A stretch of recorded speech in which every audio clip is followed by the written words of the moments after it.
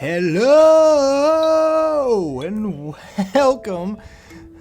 This is your friend Amethyst Pudding, aka Mr. Jackpots. No, I'm kidding.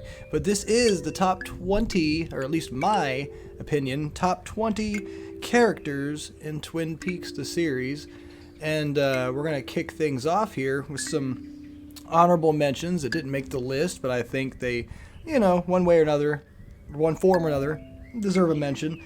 Starting off with the French woman from the scene where Albert and Gordon are in the room, and Albert's got to tell Gordon something, and he's got, he needs to tell him, like, their time isn't really of the essence, but the quicker that he tells him would be the better.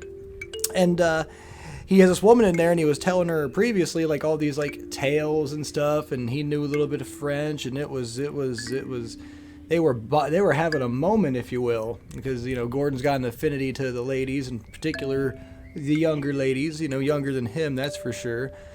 And she gets up real slow, like everything is so slow and methodical, and it just like takes so long, and you can just see Albert sitting there like, come on lady, move. And she's a gorgeous lady, and I like her mannerisms are wonderful. She's like super like polite and like just like French proper. It's just, I don't know, she's definitely worth the mention, even if only being in like literally one scene. But fantastic, definitely an honorable mention. Jerry Horn is a good honorable mention, I feel, because he's just, in the first couple seasons he's kind of sleazy along with Ben, but both of them I think change for a positive twist toward, in season 3. And he pretty much is just a running gag the whole entire thing, which I just love. He's just lost in the forest, lost in the woods, like, I don't know where I am. It's so fucking funny. And eventually he ends up just way down the line, episodes and episodes later, he winds up stumbling upon the main storyline again, just by complete random coincidence. And he looks through his binoculars, I think the wrong way, if I remember right. Looks through the binoculars the wrong way and like stumbles upon like when I think it's Audrey's son who gets zapped on the stone. Yeah, and he sees that, and he calls and tells someone about it. I think he calls Ben, and tells Ben about it, and Ben's just like, I don't know what to do with this, you know what I mean? And, it's just this a funny scene. Like, Jerry is a Jer, he's a good guy. He's a good guy overall. He was smoking that good stuff, so gotta love it. Next honorable mention is Philip Gerard, or the One-Armed Man. He has a particularly interesting storyline in the sense that you don't really know his motivations and what he does.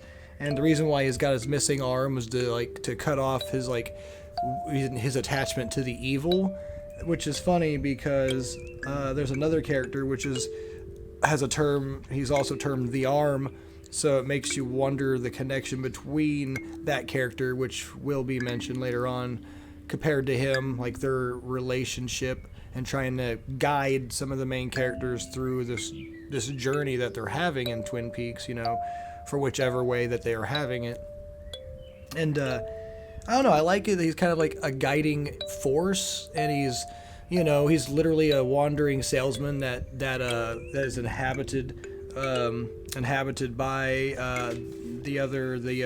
pretty much the counter, what I would call the counter to Bob, in the sense, he's really there to counteract and try to, be the, he's not necessarily the opposite incarnate, if you will, but he's definitely a force that's meant as a guiding hand, especially when Coop is in the Dougie Jones phase, where he doesn't really know who he is particularly. You know, he's kind of trying to come to.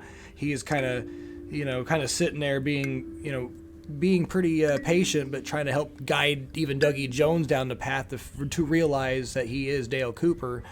And yeah, I just thought he was interesting and worth mentioning. Next honorable mention here, real quick, would be Dick Tremaine. Dick Tremaine's funny. His whole thing with Andy and Lucy and all of them, their little thing is funny, and his character is just like the complete like weasel, like, you know, he's like you know, like the fucking like the guy who would twirl his mustache in like the, you know, the old films, like you know, he's like kind of almost, he isn't French, but he kind of, you know, gives you off like that over proper and kind of weird. Not really a bad guy. He is a bad guy, but not a bad guy in the same way. Like, I don't know. He's charming in his own way too, but he's a goober also. So that's Dick Tremaine. You got Diane Evans. She didn't make the list, but she's definitely worth mentioning. She's important to the storyline. She's important to the show in general, and not only her, but her counter or tulpa of her as well. I'm trying to make sure. Yeah, that's pretty much, yeah. Her all of her iterations are important, and it's kind of a twist when you find out that her iteration that you have known throughout a good chunk of it, I guess the white-haired version of her, was actually a tulpa the whole entire time, created by none other than Evil Doug, or Evil Coop, or like the negative form of him, his doppelganger. And we have Josie Packard and Jocelyn. I don't know, they call her Josie Packard or Mrs. Packard throughout most of the story. She's an interesting character. Her ending is, in my opinion, the most unique ending of most of the characters. Like, I don't know, she's there and then she dies of, they don't know exactly what, but potentially of like basically scared to death, which is interesting in itself. But somehow her soul or whatever gets transferred to the knob on the wood stand, which I believe is supposed to signify her being part of the Horn Lodge there. And then you hear that humming in the lodge in season 3, and I'm assuming that you're supposed to, I mean, it's not maybe fully her, but she's definitely, you know, hinted at being, you know, one with the lodge, if you will. It's kind of really strange, and I don't know, her character was very nice in the very beginning, so I really liked her, and then she turned out to be kind of not the nicest person after all, so it was kind of a sad turn of affairs, but nonetheless, she was a good character to mention, honorably. And then the last two, which are just two peas in a similar pod, we have both Sheriff Trumans. Both are very good. The Truman through the first 2 seasons was very good, and when he's taken over by his brother in the 3rd iteration, because the original actor for the first 2 didn't want to reprise for whatever reason, he steps in and does a good job. You know, I like the whole name, Harry S. Truman, like the president. His plight with women is interesting. He definitely has to deal with some stuff there. He deals with it kind of rough, which I'm glad he's able to kind of get over that eventually and help out Cooper in very important ways throughout the series, especially like in key moments in those first 2 seasons. And the same thing with in season 3 with his brother. What's his brother's name? I just wrote down both Trumans. I don't remember his brother's name. It was Harry and Frank. Boom, I did remember it. Frank Truman. Yeah, he's a good guy, and you could, you know, it's a good, nice story weaving to make them be connected. And it's good. It's interesting to have the original Truman be sick. But, you know, it does build a nice emotional impact. And like I said, they're both good characters. And I had to splice this onto the end because I almost forgot, and I don't know how, but one more quick honorable mention is Philip Jeffries, played by none other than David Bowie. He appears in Fire Walk With Me, the movie, and as Eclipse in Season 3, post-mortem, sadly, rest in peace. But yeah, he goes from a man to a teapot, so they get around the limitations pretty well. So they go from having David Bowie to a damn dreamlike teapot. Very, or tea kettle, I guess you would call it, but very interesting choice there, and I really love it. And I like David Bowie's, short but very relevant parts in the film, and they actually became more relevant once season 3 came to fruition. So I found that to be pretty interesting. Like, there's a lot of things that happen in Fire Walk With Me, the movie, that aren't really completely explained or even necessarily relevant to that time period or that timeline, if you will, but then season 3 comes along and makes it more relevant. But either way, I had to add it in there for their honorable mention, and we'll move on to the actual top 20 now. Alrighty, and here we have, starting off the list, here's number 20, we have the Giant / the Fireman, played by actor Carl Stryken. He does a really good job with this character. He's actually a very important character for many reasons, and throughout the story, he helps kind of guide everybody, like, in the forces of good from, like, what I would say the White Lodge people who are, counterbalancing Bob and the evil forces that all stem from the atomic bomb blast.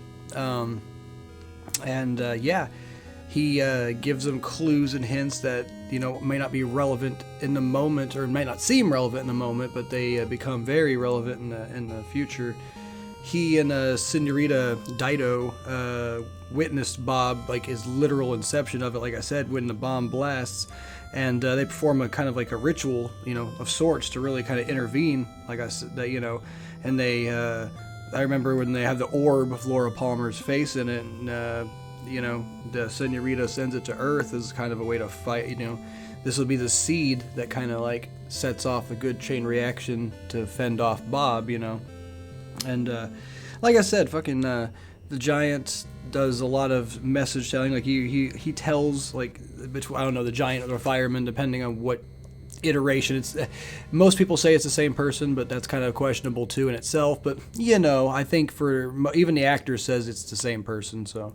But, like, the whole, like, 4:30 thing and Richard and Linda, the whole, like, when he grabs Andy and takes him to the, the other place, as they would call it generically, he lets Andy know that Naido is very important, and Andy in that moment has, like, the biggest moment of clarity, thanks to the Fireman, and the owls are not what they seem. One of my favorite lines from the show, let alone something that he tells Agent Cooper. And he appears before a bunch of different people. Like I said, he appears before Andy, Freddie, Dale, Philip, the Arm. Like, all these people have at least seen him to some iteration. I guess you could say Senorita Naido, even though it's pretty obvious. And I'm sure Naido also has seen him. So there's just so many people that he's come in contact with, of the material world or not, who are there to kind of be a force of good power and good energy. So I just really like his character, and he's played by a good actor, and he's just unique in all that way. So, for being that positive energy, he's definitely made my list. So move on to number 19 now, and we'll see you there. All right. Welcome in again. We have 19. This is Naido. I like her character a lot, played by the actor Nayuki, also in one of Lynch's other works, Inland Empire. She does a very good job in that, as it's such a, once again, an interesting role for her, especially when, just watch Inland Empire. But either way, tangent aside, Naido is an anagram for Diane, which is one thing that is interesting,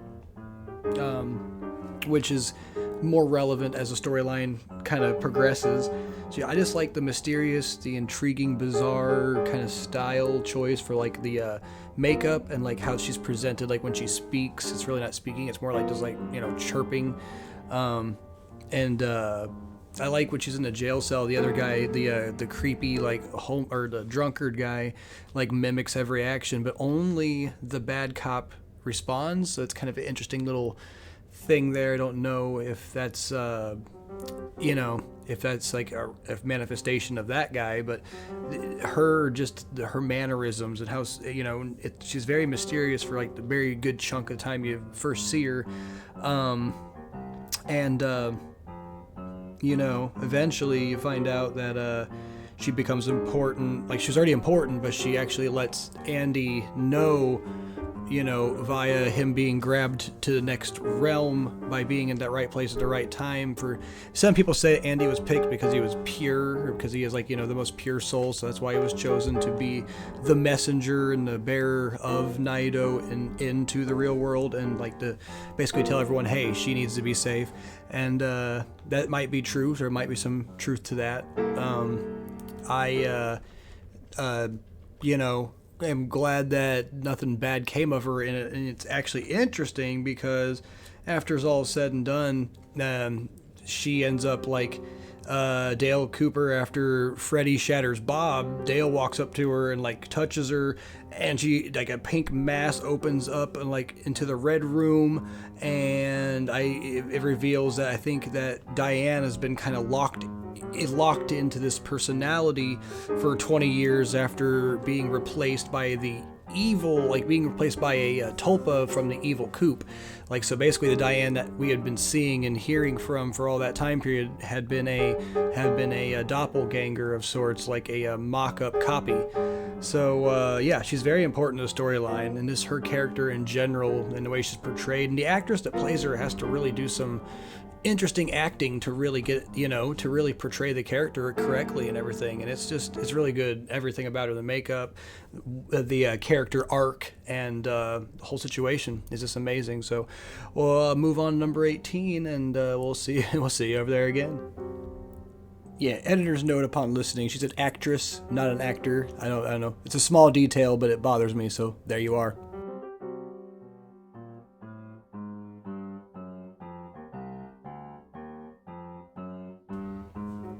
Okay, and here we are, number 18. We have the man from another place, or the arm, quote unquote. I like this character a lot. I like the little dance that he does. I like how cryptic but yet very helpful his information is. I like that when they couldn't get the actor for season 3, that he becomes this tree with a basically a brain. And the cool thing about that is there's actually an evil version of that within the lodge as well. He's his little dance is always great, and would you like some coffee? I just like him. His unknown relationship with Mike is very interesting, since Mike is kind of the he literally is the counter to Bob, if you will. He is, I guess, the White Lodge's version of Bob,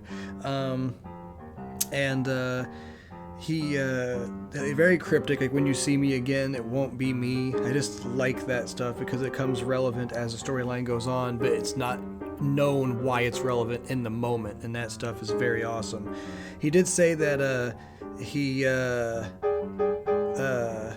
was the reason, or he kind of hints at the reason why the man with one arm cut his arm off, because he's called the Arm, but the man with one arm cut off an arm to sever his ties to the evil, or to rid himself of the evil one. So I don't know, there's definitely a connection there, I'm sure. It's kind of hard to tell, if he literally is the manifestation of that evil, but he does help cryptically, and it's hard to tell with the way that the lodge works and operates on the mind. Really, it seems like some mental fortitude is needed, but he does help a lot in the sense that he kind of helps Dale Cooper realize that tulpas exist, and the idea of a tulpa is they usually will disappear pretty much when they hit the red room, and they'll just pretty much, because they're not a physical being in the real world, and the guy will say it's you were materialized, or you are not who you are, basically. And that's what happens with Dougie Jones when because he's a manifestation from Evil Coop, and I definitely think that the Arm helps, while Dale's in the lodge, or in the, I keep calling it the lodge, but really the red room, the lodge, kind of I think that helps immensely in figuring that out. And just his mannerisms and the dance and the whole entire thing with Laura Palmer, he pretty much is the reason why they're able to meet, and Laura's able to tell him the ever important, quote that she tells him, And yeah, it's just really brilliant, and I like his character a lot. So we'll move on to number 17 now, after that being said. Got a light. Got a light. My number 17, obviously, is the woodsman. I mean, specifically the one woodsman, but I guess you could say all the woodsmen. They all kind of act the same and look similar. I don't know if they're all played by the same exact actor. They probably are. It's hard to tell if you see the same woodsman or if you're like when you see it, you see multiple on camera. So there's definitely, I think, other actors that play him, but the one you really see when they focus on him, and especially in the background story, is the God of Light guy, and he's looks like Abraham Lincoln to me to some degree, and he's amazing as far as whoever the actor. I was gonna look up his name for it, but I totally forgot to. But he nails this role pretty well. Gordon Cole actually remembers, or at one point was able to be like, now I remember, I saw them in a room, dirty bearded men in a room. And I'm like, that is them inside that the convenience store.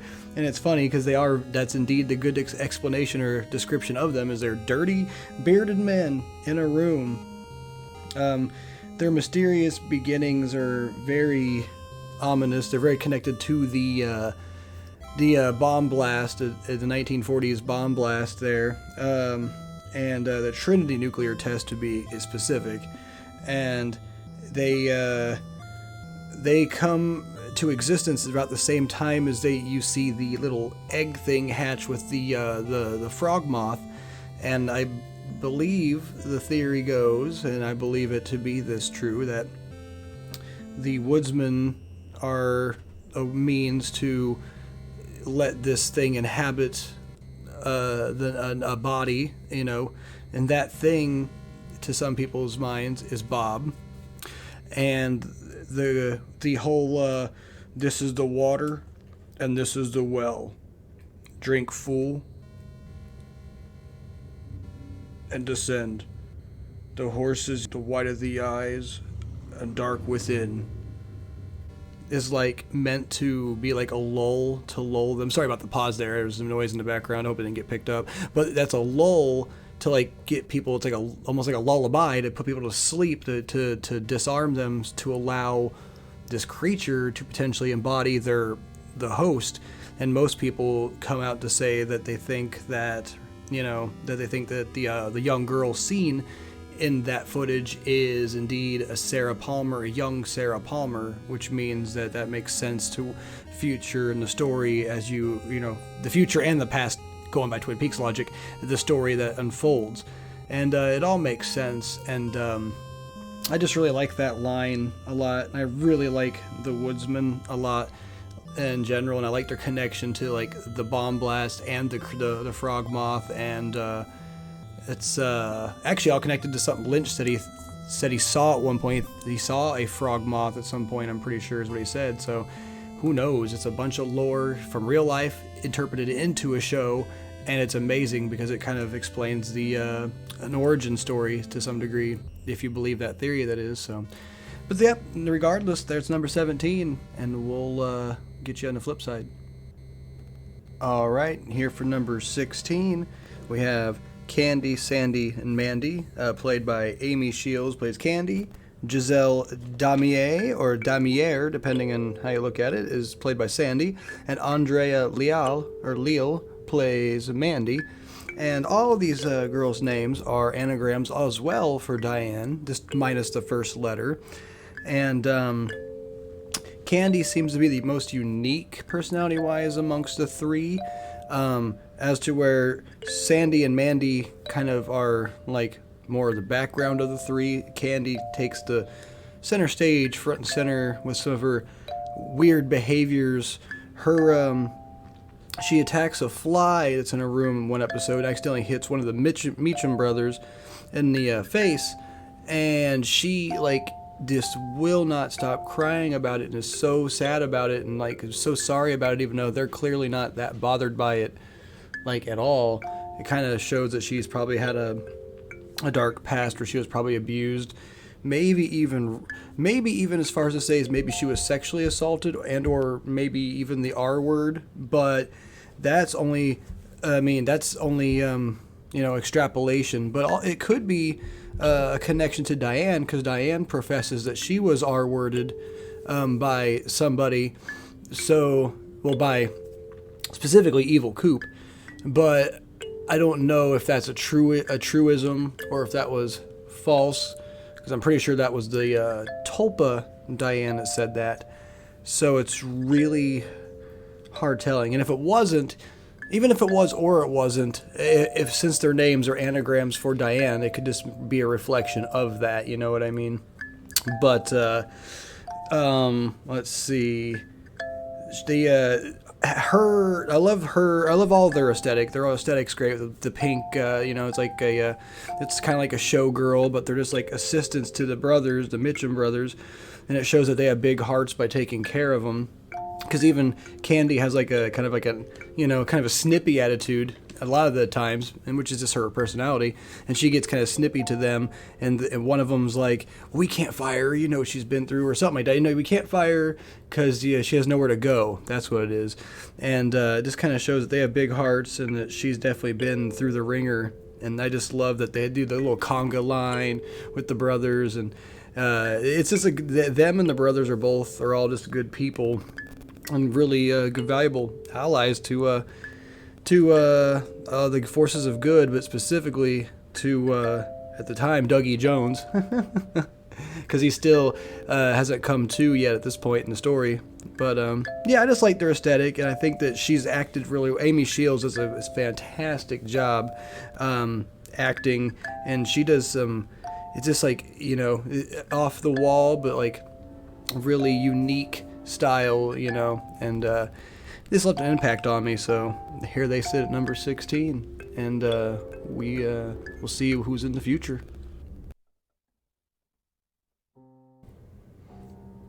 And here we are at number 15, the purest of all the souls, Officer Andy Brennan, the dopiest of the dopes, but the most pivotal at times when needs be. I believe, and a lot of people's theories kind of match up with it, that he was chosen at the time when they were at the right exact place in the right time, and he was chosen to go talk to the fireman, and the fireman relayed the information that he needed, which some people probably wouldn't even understood. But Officer Andy had a very big moment of clarity where he's able to not only relay all the information, but make sure that Naido is safe and sound. Very pivotal, very important to the entire story. And it just shows that Andy is a goofy character, yes, but very important, and also just somebody that can actually, overcome whatever adversity that does come his way, particularly with him being such a nitwit sometimes, The love triangle part with his is pretty funny, with the whole him, Lucy, and Dick Tremaine, and it's just adorable because really I like all three of those characters. I mean, Lucy didn't make the list because I kind of find her slightly annoying at times, but it's like an adorable kind of annoying. I don't hate her character by any means, you know what I mean. And they end up having a child together. And he is a bookhouse boy, which I didn't mention, I don't think, yet. So, might as well mention that, even though it's pretty obvious. Another pivotal moment of his, though, is when he discovers the map.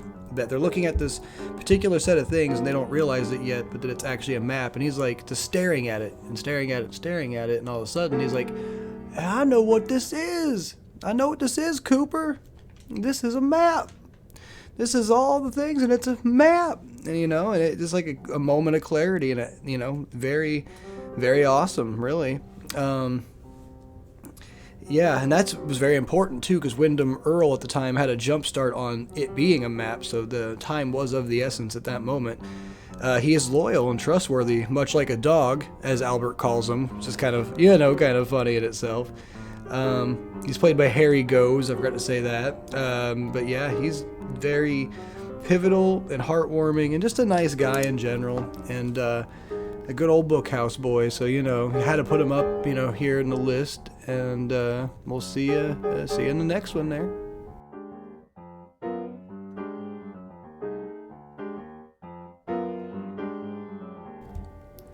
All right, here at number 14, we have the woman herself, Laura Palmer, played by Cheryl Lee. She is mysterious and always will be till the very end, but nonetheless, I can't speak today apparently, she is a force of positive and good energy, as witnessed by the fireman and Naido. Don't really know their technical relation to each other now that I think about it, so it's really kind of up in the air. They're definitely both witnesses of the spark of like the good and the evil, and they are the reason why the good is transported to the right place in the right time it's needed in order to keep everything in balance. And Laura Palmer is a spark of light, a spark of life, if you will, represented by that gloriously glowing orb, as compared to the dark, representing evil and death and being the dark blackness of us all, which the woodsmen are represented in that way, with the ashy, dark, dirty look to them, disgruntled and disheveled and everything and all of that. And Bob represents all of that as well, which is why he's in the representative of that dark orb and that dark energy. But yeah, I she's much like the puzzle box in season 2. She's mysterious yet clearly the key to something, but not necessarily a key to a exploding deposit box, but more the key to hopefully stopping this loop of evil that will continue probably, unless it is stopped. That all started from that Trinity nuclear, happening. And yeah, Laura is just a great character. Cheryl Lee does a great job. Her scream is iconic to me. That scream is so, I can hear it now embedded in my mind. And the pose where she's like, in the meantime, she has that pose. I got a picture of it in the little background, and it's fantastic. And then, yeah, she's just, she's really the key to it all, as you would say. And yeah, surprised I couldn't put her up higher, but this is a hard list. I mean, I love more than just the characters on this list. Even the honorable mentions, I love more than just them. So, it's hard. But either way, we'll move on and get on to the next one here. Alright, here we are at number 13 with the log lady, Margaret Lanterman, played by Catherine Coulson. She's a Double R Diner frequent, always in there all the time, loves the pie. So does everyone in Twin Peaks, so the pie is amazing. They love two things, a damn fine cup of coffee and a damn good slice of pie. And her log has a message for you, as is frequent with everybody, That's why I love her character. She's just awesome. I did find out some things about her that I didn't completely have solid when I watched the show, just by looking up some stuff about her. So like September 8th of 1947, she disappeared with two other people, which is explained in the show. She reappears the next day. But I guess I don't know if I was looking away when this happened, but like she also has a symbol on her that Major Briggs got after being taken or disappearing for the time that he did, which signifies their time at the lodge or the Red Room area and the otherworldly area, which would explain to her being able to communicate and get messages from them via her log, which on another tangent, her talking to her log, I think both her and the log are gifted. Now follow me at this logic. She's gifted from disappearing that day and getting whatever happened to her and also getting the information that was given to her at that moment. But also her log could be made of the same sycamores that encircle that area that opened the curtains the first time that Agent Cooper goes into the Red Room. So they could be made of that same wood, and that's why it has a special connection to the Red Room and the lodges themselves. Also, that same wood might be part of the wood that's also in Ben Horn's lodge, and maybe that's also part of that resonant sound you hear that's all throughout season 3, pretty much with her or him and Ashley Judd. So it's really hard telling, but I think it's a pretty good theory considering that those sycamores are significant for more than one reason. And it's not too far out of the realms of possibility. And her messages always are pertinent and also relevant to the story, so you know that she's definitely in tune with that world in one form or another, whether it be one or two of those reasonings or both combined. But I love it. I love her character so much. She was actually affected by watching the movie Invaders from Mars on a date with Jacoby one time, and it shows her like hesitancy and more leaning in towards the alien, quote unquote, if you will, ness of her disappearance, and it kind of almost gives her like a semi flashback. I mean, kind of in a way, not really in the show, but like more of like a off-screen flashback, probably back to that time back in 1947. So yeah, and she also was the one to connect owls being connected to otherworldly stuff as well. Which is a trope used in The Fourth Kind, ironically. It's a trope used for a lot of like alien and otherworldly things.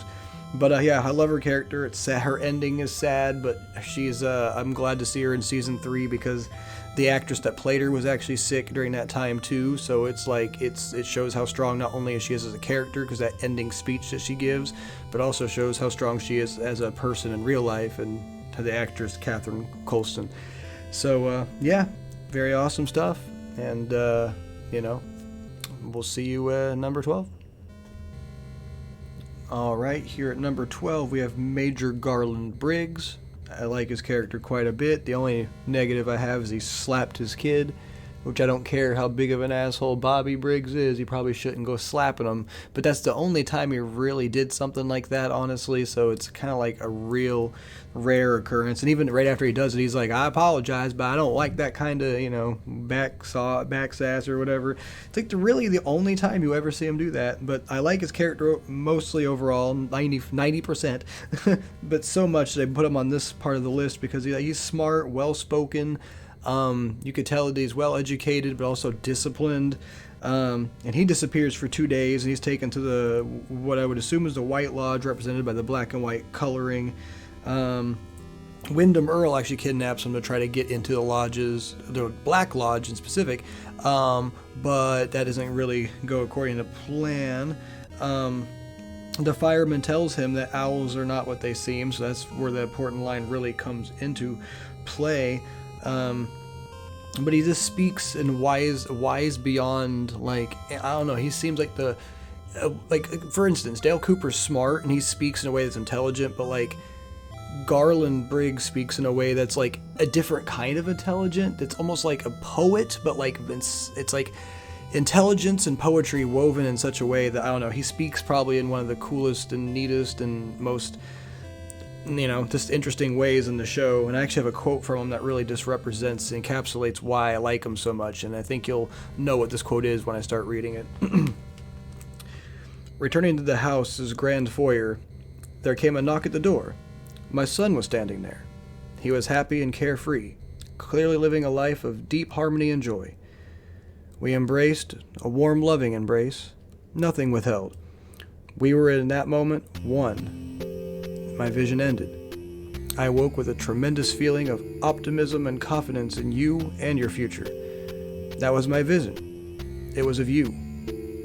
I'm so glad to have had this opportunity to share it with you.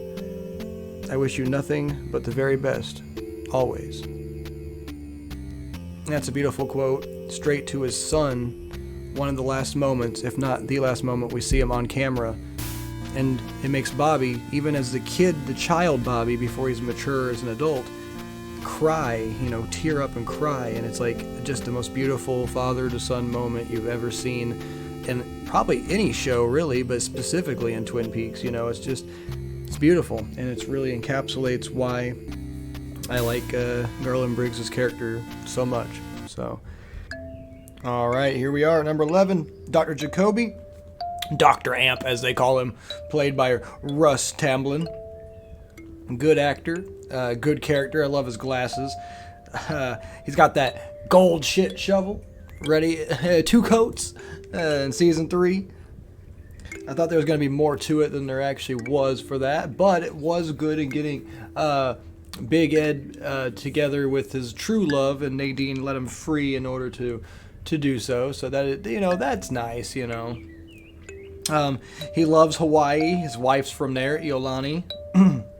He's lucky to be alive after he was attacked by Leland. He also, the heart issue thing was kind of interesting. He went to Hawaii to heal that. Leland attacked him because apparently it wasn't ever explained in the show directly, but Mark Frost stated that Jacoby's attacker was Leland Palmer, obviously possessed by Bob at the time, and he was fearful that Jacoby would attack Maddie. So it's actually kind of in in the spirit, positive thing, I suppose. He also helps Nadine get back into school when she has the whole epiphany that she's apparently younger than she really is and is a child again. And he also helps, not only does he help her, but he helps Benjamin Horn get back, pretty much come back from slight insanity, because he starts doing the Civil War reenactment, but he has the South, he's going to lead the South to victory. He's counter to history.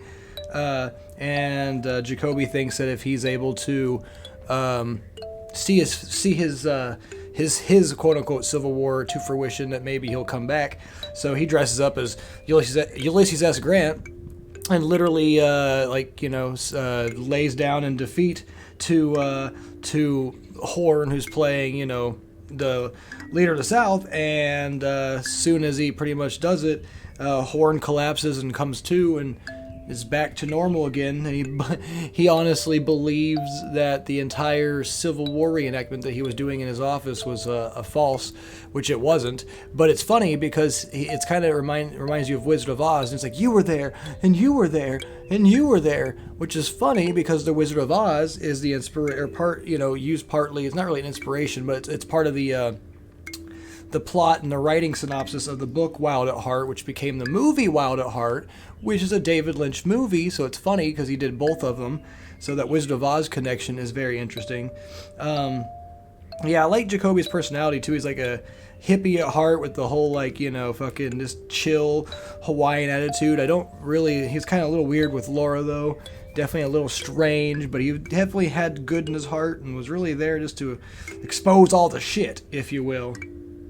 And that's pretty much all I could say about that. But we'll move on to number 10, which will probably be in another video to help separate the lengths of these out a little bit. So we'll see you over in the other video at number 10.